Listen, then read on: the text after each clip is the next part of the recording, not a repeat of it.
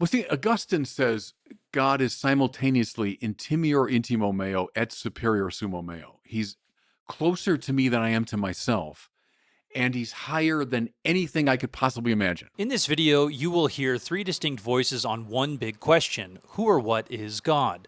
I've brought together clips from a New Age mystic, Jordan Peterson, and Bishop Barron to give a insightful, contrasting look at three different perspectives on God. You'll get a glimpse of the mystical approach where God is often seen as a divine essence within, followed by Peterson's psychological take on God as kind of like a symbolic foundation for meaning and morality. And then finally, to conclude, and the majority of this video will focus on Bishop Barron and his classical Christian view of who God is. So this video is all about showcasing these diverse viewpoints side by side and providing an educational value. All right, let's check this video out. Who or what do you think God is? So what is God? Well, God is a thought. God is an idea, but its reference is to that which is beyond thinking, beyond our ability to even conceive, beyond the categories of being and non-being. So how do we talk about that? To talk about it is almost to get it wrong, right? So Joe Campbell famously said that, any God that is not transparent to transcendence is like an idolatry, because it's just a mental construct and it can't possibly speak to the incomprehensible. So we use poetic language. We say the being of beings, the infinite life energy of the universe, the mystery of transcendence, boundless life, unqualified isness. But it doesn't quite get to the point. I think that if there's any great insight from mysticism, it's that you and I participate in a very real way, Lex Friedman, here in Austin, Texas, that in the here and now, to touch that eternal principle, another way to refer to God, to touch that eternal principle within ourselves is to participate with divinity in some way. So not an external force, but that divine sense within. This New Age mystic suggests that God can be understood as a thought, an idea, or an eternal principle, a profound yet intangible essence that exists beyond conventional religious images and doctrines. For him, this divine essence is something universally accessible and experienced through heightened consciousness or mystical encounters, which he calls this divine within. Now let's pay attention to what Jordan Peterson, as a psychologist, says about God. And a secular person will say, well, I don't believe in God. It's like, have it your way. You cannot move forward into the unforeseen horizon of the future except on faith. And you might say, well, I have no faith. It's like, well, good luck with the future then, because what are you then, nihilistic and hopeless and anxiety ridden? And if not, well, something's guiding you forward. It's faith in something or multiple things, which just makes you a polytheist, which I wouldn't recommend. Well, let me ask you one short-lived biological meat bag to another. Who is God, then? Let's try to sneak up to this question, if it's at all possible. Is it possible to even talk about this? Well, it better be, because otherwise there's no communicating about it, right? It has to be something that can be brought down to earth. Well, we might be too dumb to bring it down. It's not just ignorant, it's also sinful, right? So, because there's not knowing, and then there's not wanting to know or refusing to know. Yeah. And so you might say, well, could you extract God from a description of the objective world, right? Is God just the ultimate unity of the natural reality? And I would say, well, in a sense, there's some truth in that, but not exactly, because God, in the highest sense, is the spirit that you must emulate in order to thrive. How's that for a biological definition? Spirit is a pattern. The spirit that you must emulate in order to thrive. The New Age mystic sees God as an eternal principle or consciousness to be experienced, while Peterson views God as a guiding spirit we must emulate for moral and personal growth. Now let's move into a classical theological approach offered by Bishop Barron. This is a traditional Christian understanding of God rooted in St. Thomas Aquinas and St. Augustine. Check this out. Who is God? According to Christianity, according to Catholicism, who's God? I'll give you Thomas Aquinas' definition. God is ipsum esse subsistens. God is the subsistent act of to be itself. Another way to state that in Aquinas is God is that reality, unique, absolutely unique, in which essence and existence coincide. To be God is to be to be. Those are all ways of talking about what we mean by God. They are kind of gnomic, and that's on purpose. There's almost a Zen koan kind of quality about the way we talk about God. I'm saying something that's substantive, but it's more in like a via negativa mode. It's more like what God is not, because there's nothing in the world that would correspond to those descriptions. So anything in the world would be a being of some type or an event of some type, some particular mode of existence. And God is not an entity in the world. In fact, I would say that's the fundamental mistake that atheists old and new make all the time, is they think of God as a big being. When Aquinas says that God is not in any genus, even the genus of being, it's one of the strangest remarks in the whole tradition, but it's really interesting. So you say, well, at the very least, God must be a being, right? And Aquinas' answer is no, he's not in the genus of being. So we talk about God being beyond being and so on. To say in God, essence and existence coincide is to say God's very nature is to be. And that can't be true of any contingent thing in the world. So what I'm doing there is I'm gesturing the way the tradition does toward God, using language that's at the same time philosophically precise and gnomic. It's both accurate. It's true. God, essence, and existence coincide. What God is the same as God's active to be. But now, what does that mean? I'm not quite sure, because nothing in our ordinary experience corresponds to that. Everything in our experience is a being of some type. So it's existence received according to the mode of some essence. That's not true of God, which is why he can't be found in the world. And that's, as I say, the fundamental mistake is, I guess theists are those that believe there's this being alongside the other beings in the universe. And then atheists say, oh, no, there is no such being. And that's precisely wrong. That's just a category error. Dawkins, I think, cites Bertrand Russell to the effect that proving the non-existence of God is a bit like proving the non-existence of a china teapot orbiting between Earth and Mars. And no, that's precisely what God is not, some entity that's sort of hidden among the other entities of the universe. God is the reason why there's a contingent realm at all. That's the way to put it. In more theological language, God's the creator of all things. So if God is outside of our world, is it possible for us to visualize, to comprehend, to know God? Not utterly, of course. And I would say our knowledge begins always in this world, begins in ordinary experience. But I think we can, through metaphysical analysis, through philosophical reasoning, can come to some knowledge of a reality which is transcendent to our experience. So we gesture toward it. I always like Aquinas, who says the language about God that we use is analogical. So it's not univocal, meaning what I say about that, can, or about this bottle, I can say about God. No, that makes God an entity. At the same time, it's not simply equivocal. So if I say, well, that thing is and God is, I mean totally different things. No, I mean something analogous. Mm-hmm. So to be God is to be to be. So the real meaning of being is the being of God.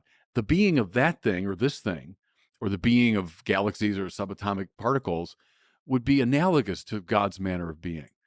So on that basis, I can make some statements. I can theorize, and even at the limit, as you suggest, I can visualize. So we have metaphors for God, and the Bible is replete with those, right? So God is a rock. God's like a lion. God's like this and that. Or the Bible will sometimes imagine God as a human being walking around. Now only the crudest fundamentalism would say, well, that's a univocal, accurate description of God. It's an image that's catching something of God's manner of being. Then what does it mean to believe in God? So there's a word, and we have to limit ourselves to human interpretable words today. Mm-hmm. There's a word called faith. What does faith mean?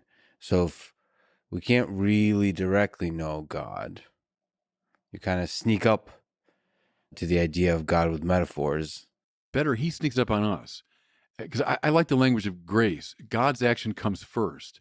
So if I stay perfectly within the realm of I'm seeking, with my kind of eagle eyes and my inquiring mind, I'm not going to find God that way. I might find a path that opens up, but I would say finally God finds me. And I think then the language of faith begins to make more sense.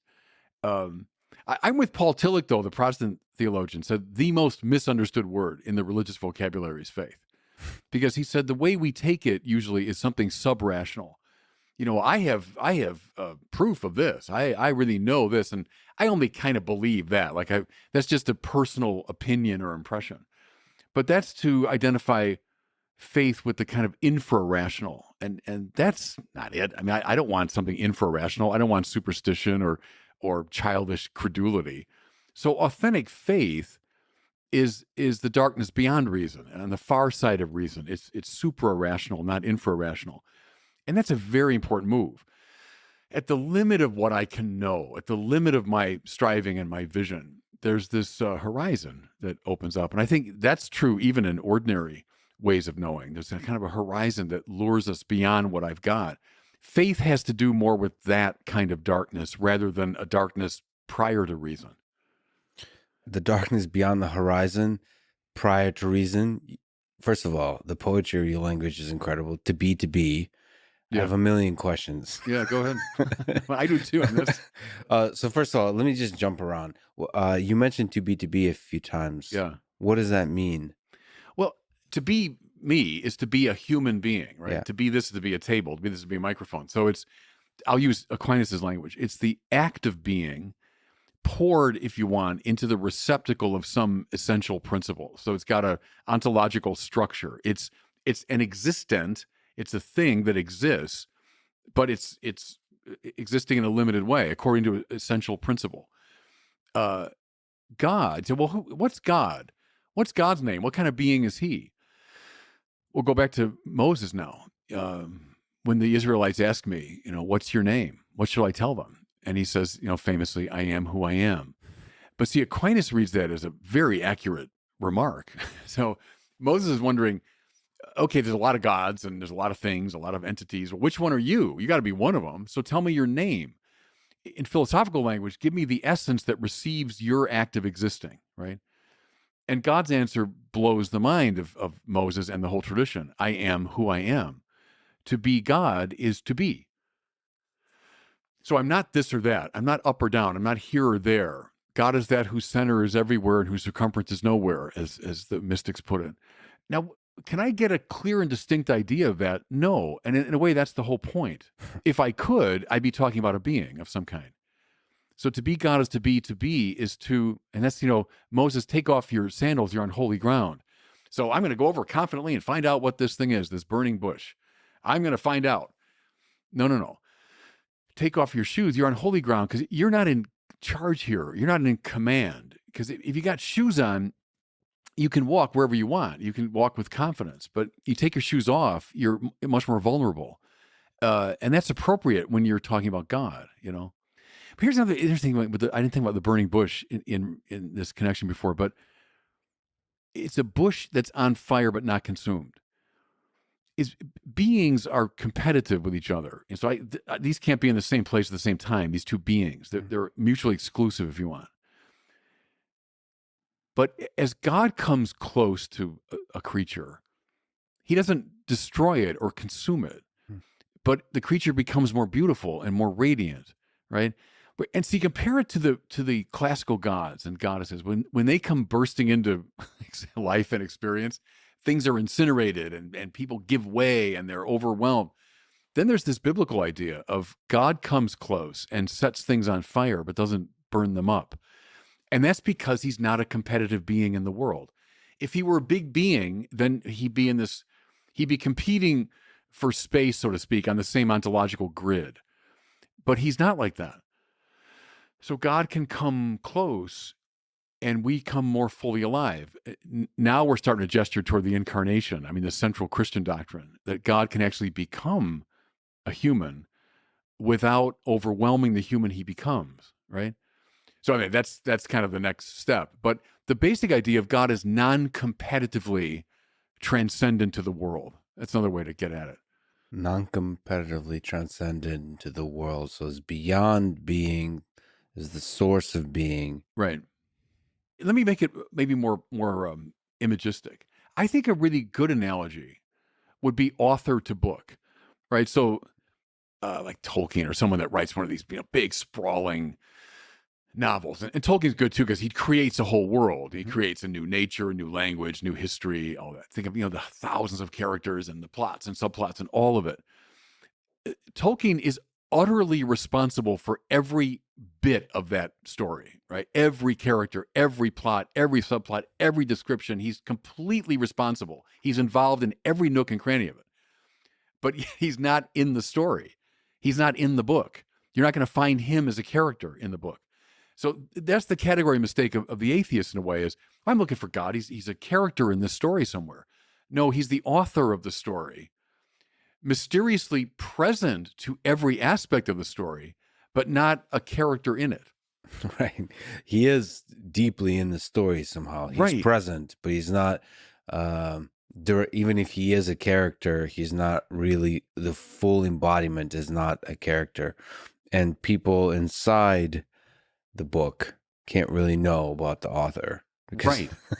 No, right. Well, see, Augustine says God is simultaneously intimior intimo meo et superior sumo meo. He's closer to me than I am to myself, and he's higher than anything I could possibly imagine at the same time. But see, once you get the insight that God is the sheer act of to be, well, of course that's true. So right now, God is sustaining us in existence. True. Aquinas says God is in all things by essence, presence, and power, and most intimately so.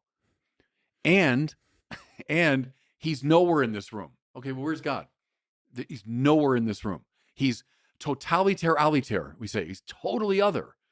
Same time. But once you crack that code, though, I think you see it of like why that would be true. And see, now I'm getting from more philosophical language to more mystical language, because all the mystics talk that way in these high paradoxes about God's availability and unavailability. I've often thought in the Bible, story after story, God can neither be grasped nor hidden from. So the first sinful instinct is to grasp at God. I've got him. I understand him. I can manipulate him. No. Story after story is told you can't do that. Well, then the other extreme of the sinner. All right, then I'm gonna run from God. I'm gonna avoid God. Jonah and the whale. So he has the call from God, and he said, no, I'm gonna refuse that. I'm gonna run as far away. I'm gonna go to Tarshish, which meant like Timbuktu for them, at the end of the world. God's got the whale swallows him up and brings him right back where God wants him. It's a poetic way of saying you can't escape the press of God. At the same time, Tower of Babel. I'm going to build a tower up to God. I'm going to grab hold of God. No, you can't do that either. So live in the space in between those two things, which would be the space of friendship with God. Falling in love with God is neither grasping nor hiding from God.